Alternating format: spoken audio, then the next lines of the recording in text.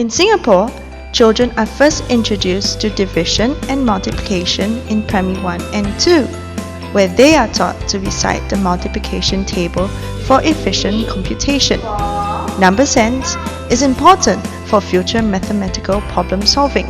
Therefore, we encourage preschoolers to develop number concepts, particularly division and multiplication, from young.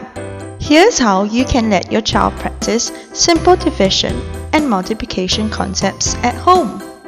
Firstly, prepare 3 soft toys, 3 plates, and up to 21 candies or chocolates.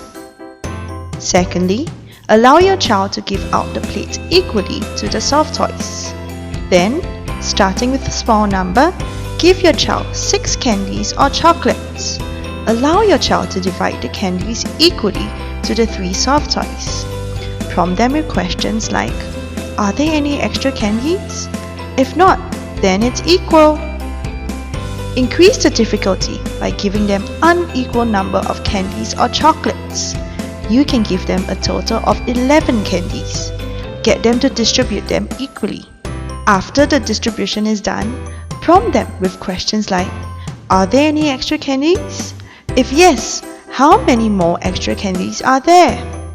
If no, how many more candies do you need to make sure everyone has the same number of candies? To ensure they understand the concept, you may ask them who they should give the extra candies to. For older children, you may add in more soft toys as to train them on their one-to-many corresponding skills. At the same time, increase the difficulty by giving them more candies. In essence, building the concept of division and multiplication through the idea of sharing improves relatability and gives you the opportunity to go through with your child the moral principles of equality and fairness.